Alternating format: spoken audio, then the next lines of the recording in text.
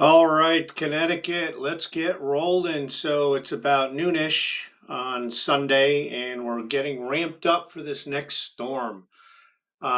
Just to let you know, we are taking a look at all the available models, and it confirms every single time I look at them. So if you've been following me on Facebook or really anybody that's doing weather at this point, you know that this thing's been coming for days.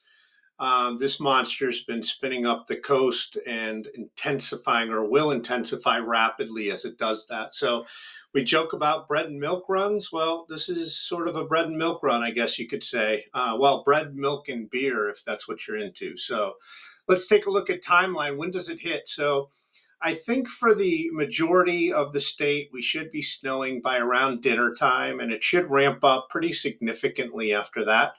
I'd say from around 9 p.m. to probably 3 a.m., moderate snow. Then from 3 a.m. to say 7 or 8 a.m., very heavy snow. And I'd say the farther south you are, the heavier the snow. But I am looking at some models right now that show some heavy banding going all the way up to the Northwest Hills. So that's not out of the question at this point, 1 to 2 inches an hour in most places.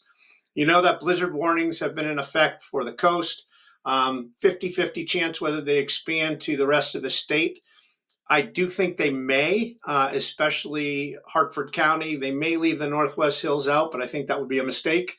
And if they do leave them out, it would be simply because of the wind. So we've got wind gusts and sustained winds of 30 to 40 miles an hour on the shore, up to gusts, say 60 or 70.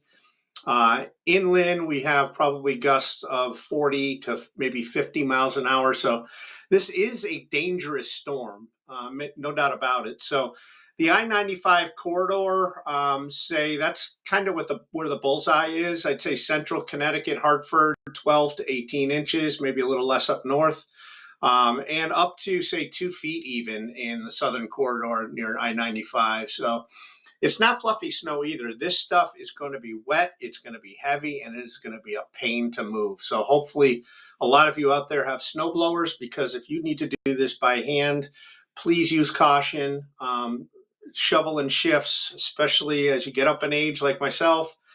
You just don't have that physical capacity to do it anymore when you were like in your teens or 20s. So don't think you can do it all in one fell swoop, so to speak. So Governor Lamont, as you guys probably are aware, has activated an emergency operations center. So we do know that the state's salt supplies are fairly low, so we have to keep that in mind. And that could be important going through the rest of the storm. So the initial thump or wallop, followed by the extremely heavy snow, they're not going to be able to keep up with it. I'm going to tell you right now. So traveling on the roads is not advised, and as a matter of fact, it might be illegal at some point if it's not already. So I'll be back tomorrow morning with a final look at things. And before I leave, I just wanted to address a couple of questions. Let me just see if I can bring them up on my thing here. Give me 1 second. So a couple of questions that were asked is one of them's sort of related, but not related just to this specific storm. It's heating degree days and whether they are measured anymore. I can tell you, yes, they are measured. For those of you who are into that data, if you go to the NWS website, you'll be able to see that data, and it's refreshed pretty frequently. And there's a lot of actually websites out there that do that. And then the other question was for a deformation band and where that's going to set up. This question came from somebody that lives near Bantam Lake. I can tell you that I am concerned about some bands reaching the Northwest Hills. If you kind of look at the Connecticut map and go just the opposite of the way the storm is, sort of southwest southeast to northwest, there is a band that may set up that moves up to that area, almost in the opposite direction. Because one of the other questions that brings me to is where the wind's going to be coming out of. And at least to start, and probably for a good half of this storm, the winds are going to be out of the northeast, hence the term nor'easter. Then they're going to gradually shift out of the north during the heaviest part of the storm. And since the winds are out of the north, what you're going to see is any banding that went up to the Northwest Hills, if there is any, is going to scoot back down. So in other words, the southeast part of the state could see banding, then move away from the banding, and then get it back as the northerly winds progress. So it's going to be an interesting situation. But I will be back not probably, at 5 o'clock for a Facebook Live. Hopefully you can join me. If not, you can watch it afterward. I am tinkering with a few things online, so I know this video isn't perfect, but I'm trying to get some lighting straight with the green screen, so forgive me.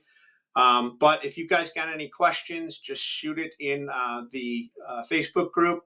I will also try, when I do a video, to post it on my TikTok and also my other Facebook or my other social media pages. So please stay safe out there. This is not a day, especially going into the night and tomorrow morning, that you want to be out at all. And again, take those shoveling, and even if you're snow blowing, take it in shifts. Don't try to get all of it at once. This heavy wet snow is going to bog down that snow blower. So my suggestion would be every, say, 6 inches or so, go out there and snow blow the driveway and shovel the walkways and all that good stuff. You might have to take 3 shifts at it or 4 shifts at it, but it's going to be well worth your time. So stay safe out there, everyone. Be back at 5 o'clock with a Facebook Live. Take care.